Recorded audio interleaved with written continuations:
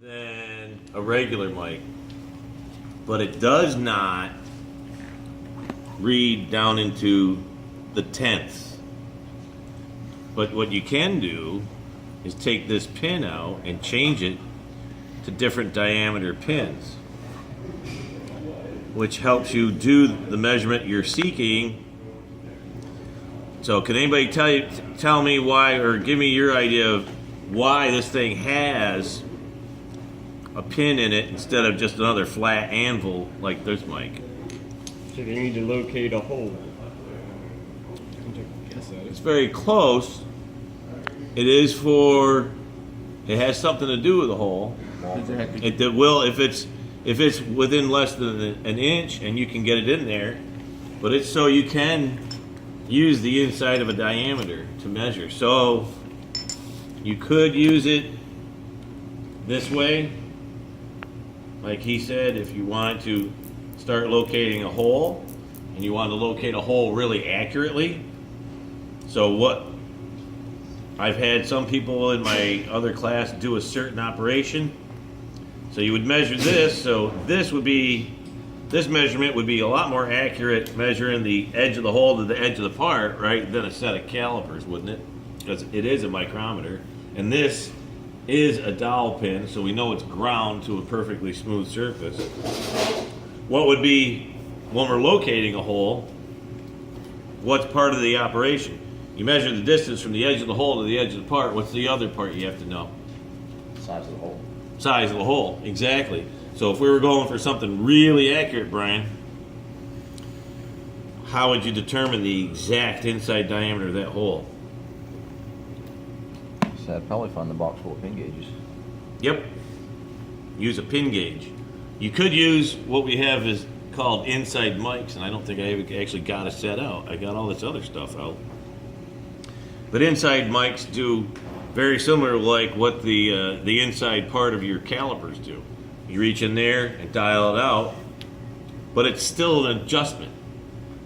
So instead, if you go over to the pin gauge box and keep fitting it with pins until you get the first one that doesn't fit, recheck the last one that did fit, probably pretty sure that you know the size of this hole within a tenth.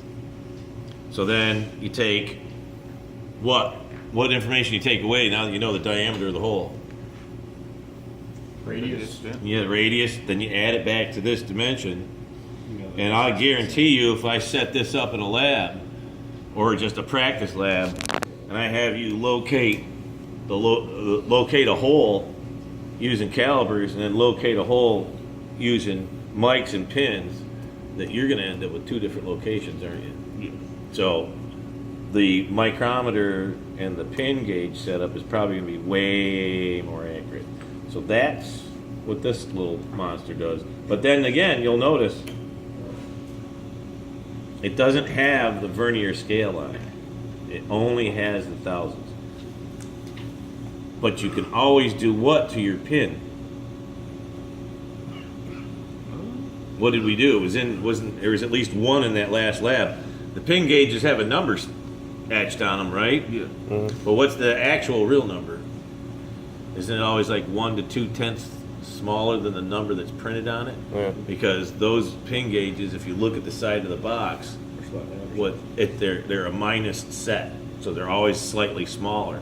So when you've got one that says 399 and it fits just absolutely perfect, it's probably what? Plus. Smaller than that. Which was actually where did we just see that? That was the first problem on that test, wasn't it? Yeah. It was a 399 pin and it came to 3988. It was 2/10 under nominal size because it's supposed to be. So with this guy, if you need to find what would be even more common, you can help find locations. What would also be even more common would be an inspection like this. If you're checking for wall dimensions, the thickness of a wall. Now that you've turned this piece on the outside, bored it on the inside, let's say it's some sort of a sleeve bearing type thing, and you've got this outside dimension, this inside dimension are extremely tight, but also what's one other thing I can call for? if it's thicker here than over here, you're getting different thickness dimensions, and you check your outside diameter, and it's the same diameter all the way around, and then you check your inside diameter, and it's the same diameter all the way around, but then you're getting a slight variation in the thickness of the wall. What's happening? They're not concentric. So this can help you find whether or not the hole, your bore, your job is concentric or not. And believe it or not, sometimes you may not immediately find what the heck's going on, but you'd be amazed at how often something like that is extremely important. Okay? So that's that. Any questions? And obviously you would just change the pin according to what size hole you want the pin to have a very much smaller radius than the hole you're sticking it in, so it lands on a point that's in tangent to the circle. One of the reasons why wouldn't you use this mic? Flat on the round surface. Yeah, it's okay. Half of that's okay, right? The outside part of it's working fine because it's just sitting. It's sitting on the round surface like that. It's okay. It's doing exactly what you want. But on the inside, it's sitting at 2 points at the width of that anvil. Yeah. And if you draw a straight line across those 2 points, you're going to see a gap of light. You've also measured that light or that air. You've added that. Secant, not tangent. Thing. So that's what these things do. They're quite handy, and they're fun because they're adjustable. Then there's these mics here. These are cool, but these, you don't want me to force you to test with these very much. These types of mics are for measuring threads. And what you have to do is fit these little fitments into the mic. You've got a pin, and then like this, like a little V block. Okay? Because to accurate, we need a big bolt. Something with big threads so you can see.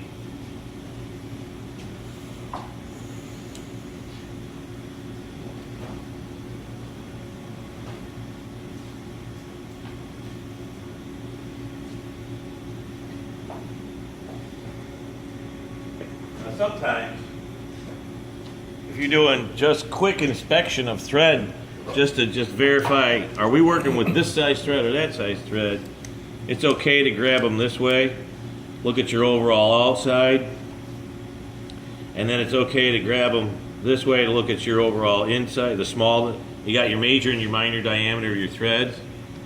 But if you're looking to inspect them to the point of, if we're cranking these suckers out of, like say, an auto feed machine, and it's spitting them into a bin, and you're going to be, remember we did that one all about mass inspection? You have to check out like at least, every 5th part. So for every 100 parts, you gotta have checked at least 20, right, to make sure that it's good. So what happens with these type of mics is one side, to make sure your pitch diameter is accurate, one side of the mic is going to fit down inside the V groove, and the other side of the mic is going to sit right on top of the V groove, because since threads are naturally leaning one way, the top of the thread on one side is directly adjacent to the bottom of the thread on the other side. In order to measure tip to tip, you're actually going to be measuring at a crooked angle. To measure straight across, you're measuring one end on tip, one end in the valley. So that's what these do, is you pick out the one piece and you stick it in.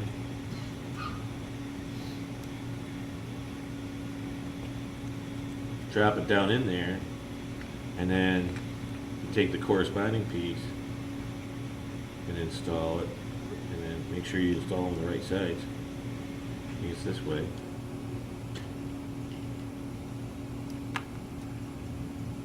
Yep, there it is. And then you have to get them to match up, and I just randomly picked out, I don't even know if I got the right one, but just as a sample. And I'll tell you what, this is all during the time, yeah, I got these are not the right size, but just imagine, how many of you are not liking the fact that you have to hold a mic like this and operate it like this while still holding the part and trying to get a good, now imagine you've got to get the pin part in the thread, you've got to get the C block part on top of the thread, then you've got to make sure that you are right dead center of the thread of the fastener, whatever it is you're measuring, and then you've got to get an accurate reading all at once with all this going on. So, like I said, we will play with it in a I'll set one up that's accurate. We will play with it a little bit in a lab, but you're probably not going to want to see this on a test with a plus or minus 5,000 because these take a lot of getting used to. The first time you do it, you're going to need at least 10 to 15 minutes of measuring the same part over and over and over and then I would give you the answer. That's how you test with these. I give you the answer because it's a big enough challenge to get it right to where you're going to need to see the answer because you're going to have to keep measuring until you get that answer. So, because that's the only fair way to do it. Because if I was sending you somewhere hardcore next week, like you come in and said, all right, I just got this job and I'm starting next week, and it's in an inspection lab and we're doing fasteners. Well, now that's a different story. We're going to sit down and we're gonna cram so you can do a good job. But this is one of those things. It's if you think using regular normal mics and stuff is a little bit fussy, these things are really fussy. But it's one of those tools that once you master it, it is kind of a good feeling. So, any questions on that? And just like any other mic, that's what also makes it interesting. This is an odd to 1. So 1 to 2, 2 to 3, 3 to 4, 3 to. So imagine this one. It gets to a certain degree of difficulty when it comes up, but then after it's so big, they become so big and coarse. It's not too bad. The real crappy ones are the ones where here you look at the range, 64 to 48 teeth per inch. Real tiny stuff. So you see there's a pin. This fits between the teeth, between the threads, and this bottom row fits over the thread and cradles it. And if you look at that one, you almost cannot even see the slot that goes through it. It's almost invisible. Yeah, well, 64 threads per inch. How big is that thread? Not very. A 64. Thank you. 15 thousandths of an inch thread. So just trying to hit the ones that you have. I'm pretty sure you have not seen. Can anybody tell me what this is? Sheet metal gauge. Yeah. And some people call it the gauge. Because sheet metal is measured in what? Gauges. Yeah. And this is a real fast, cool way. All you literally do is grab something, your subject, and then you find, and they're actually, it's a fairly precise tool, especially the good ones. And you just literally fit this. Okay, nope. There, we got it. 15 gauge for this tool. And it's pretty much self-explanatory, but it's a super quick. I know guys that they'll carry one of these around their pocket. If they're working for a metal supply house, or if they're working in a place that receives mass amounts of sheet and plate, they'll have one of these in their pocket, and they'll constantly have, like, you guys are probably starting getting used to keeping your 6-inch scale on you so you can make quick reference measurements.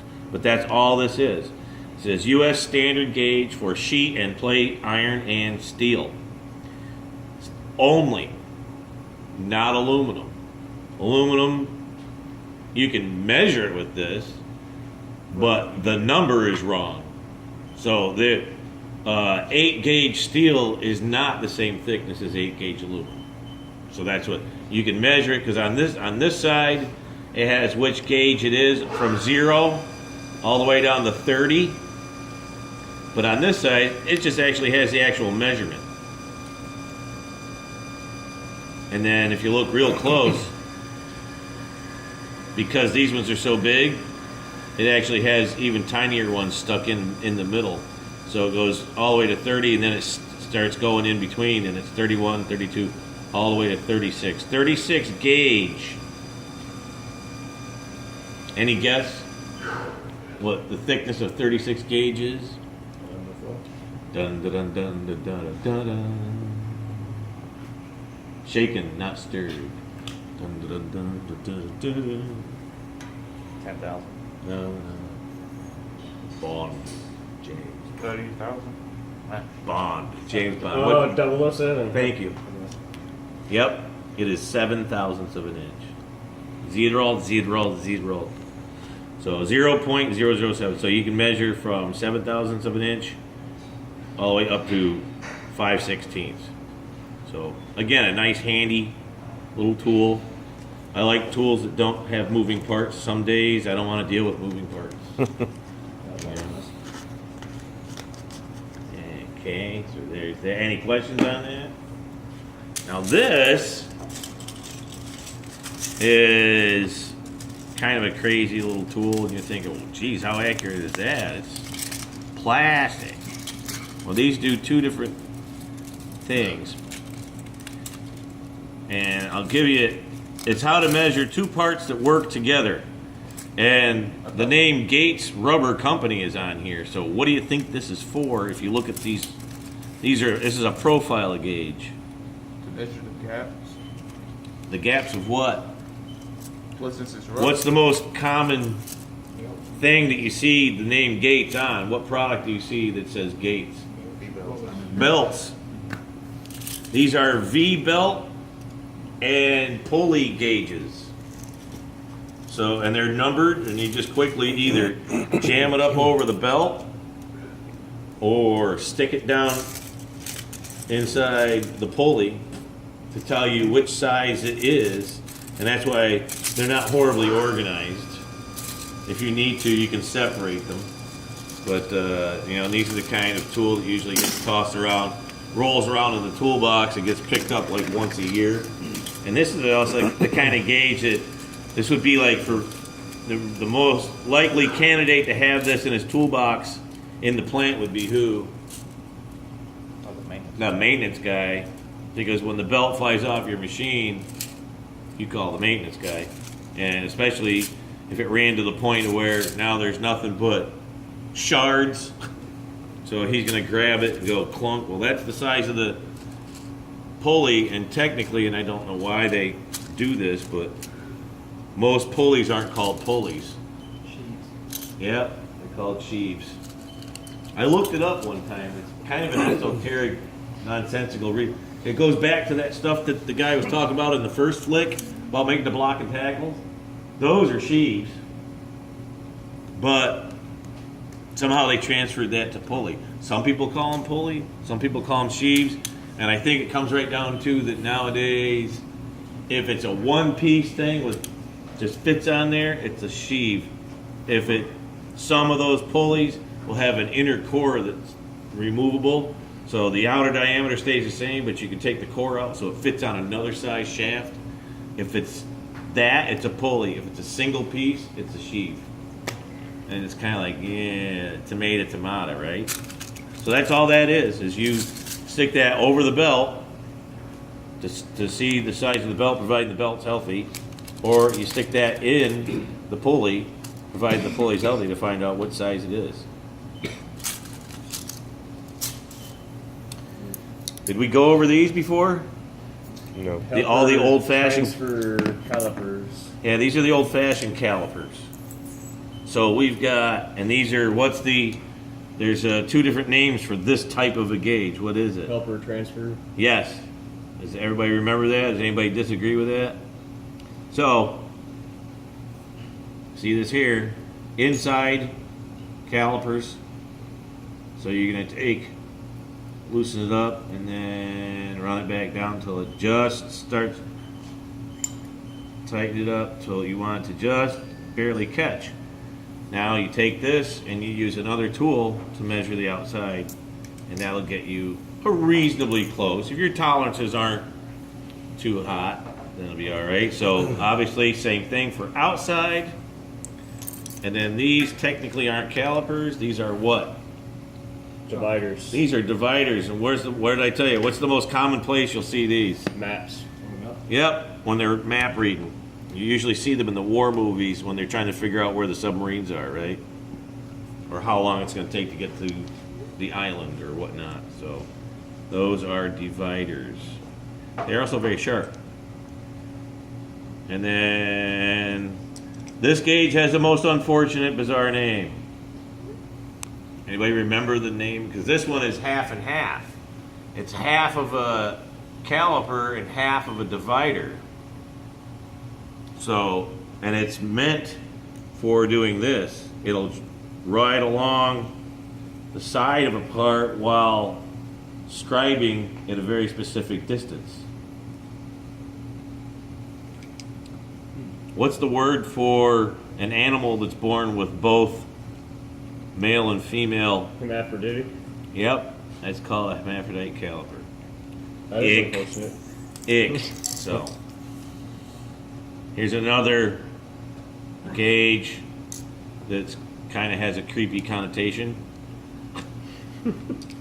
These, if there's any motorheads in here, they know what this is. Feeler gauges. Hand me the feeler gauge. So, yeah. And these feeler gauges are really cool because we have another tool here we can verify them with, right? Yep. Which one would that be? Mike's, calipers, this thing for really fast verification. And these are marked, there are certain thicknesses, and they're meant for measuring very small distances between things, gaps and stuff like that. The most common use in my world for these things is for making a specific adjustment to two things on an engine. Spark plug gap and valve adjustment. But most people in here have probably never seen adjustable valves. But I drove Volkswagens for years. You carry these in your pocket. Volkswagens need constant attention. And if the spark plug gap, oh, there's one more adjustment. Spark plug gap, valve adjustment, and points. And they're all very sensitive, and if they are off by 5 thousandths in any one of them, you might as well pull one spark plug wire off it, or pour some gas in the tank, or water in your gas tank, because without the spark plug gap, points gap, and valve gap being just perfect, they run like an absolute dog. Even a totally bone stock Volkswagen that's in a really fine tune is a pretty zippy little vehicle because they don't weigh anything. But this is a super seriously simple but very critical tool for measuring small distances between pieces, between parts. But why, I don't know how they got the name feeler gauge. I guess the way I was taught how to adjust the valves on the race car was it wasn't adjusted right until when you removed it, it was like this. You just didn't, it had to be on there. I was told you should feel resistance, but it shouldn't fight you. Yeah, just enough to, just let it ease it out. There should be friction. Yeah, you shouldn't be able to get Yeah, if you can just do this with it, that probably means there's a little bit of air in there with it too, and you're measuring air. So you want it to be just a nice, smooth, resisted slip out. That's it. So it should feel. Maybe that's feel resistance, feel gauge. Using the gauge to feel out your nooks and crannies. That's right. Now these are assembled very similar, but they have a different purpose. Any guess? Yep, radius gauges. We've got tons of these things. There's a set that's all together. Here's individuals.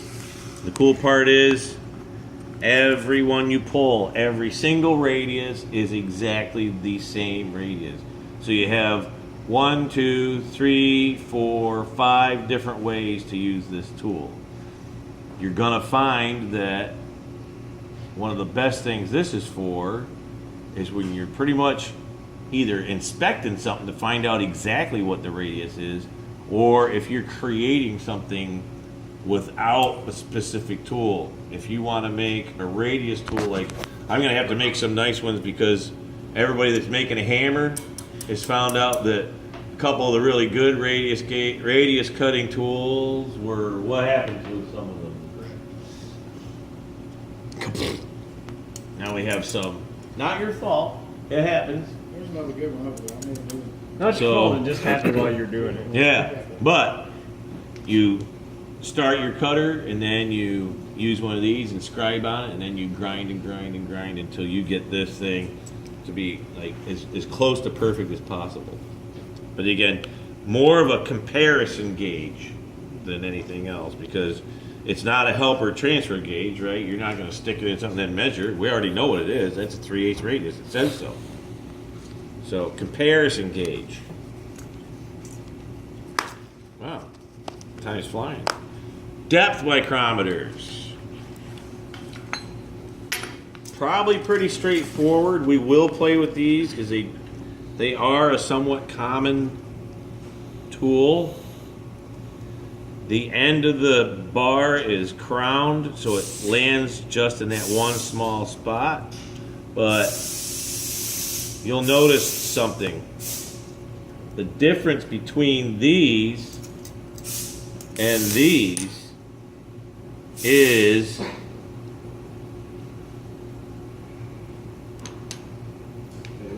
the 0 is at the bottom to the left on this one.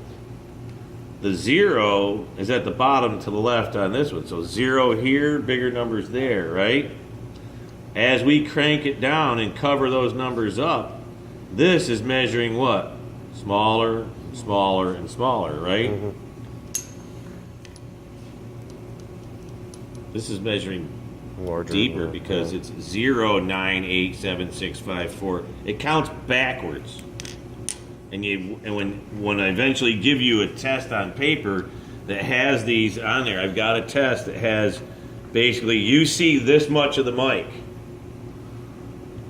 But you got to remember that the 0's to the left, the 0's to the left, but one counts up, one counts down. Mm-hmm. It's very easy to mix it up. So simply all these things do is you reach down inside and you can measure, a hole, the depth of a ledge, inside, outside, something on the edges, and it's just like anything else. It's all by feel. Make sure you have a nice firm foundation, and then you turn it down until it stops. And you have to obey the fact that it's stopped, because I can do this. You can keep jacking it up until but you just want to be very, very subtle. When it stops, it stops. Go ahead and lock it. And that is just shy of 700 thousandths deep. So again, treat it any other way. You treat it like a regular mic. You just remember that you're counting in the opposite direction. The other thing to know too is that's nice about these is if I need to measure everything between 0 and 6 inches, how many of these do I need? I need 0 to 1, right? 1 to 2, 2 to 3, 3 to 4, 4 to 5, 5 to 6, right? If I need to measure 0 to 6 inches with this one, guess how many I need? One, because they come with accessories. They come with different length shafts to be installed. So you can start out, this one is set. The first one is 0 to 4. Then you can add longer and longer shafts to it so you can measure deeper and deeper holes. So, yet still a very expensive tool, more expensive than your standard 0 to 1, but pretty cool because it has a lot of adjustability to it. Any questions? Okay, so we've done this. Now, transfer and helper gauges. These are called small hole gauges, and they're really simple. It's just a ball on the end, and then it has this tapered wedge that pulls up inside of it, so I can make it bigger and smaller. So you literally stick it in a hole, open it up until it's forced against the sides of the hole, pull it out, grab your mic, measure your hole. Very cool, very simple, very accurate. So if you can't afford an entire 2 full sets of 50 thousandths all the way up to 1/2 inch pin gauges, these work really great. Plus there's another set of, for bigger holes yet, telescoping gauges.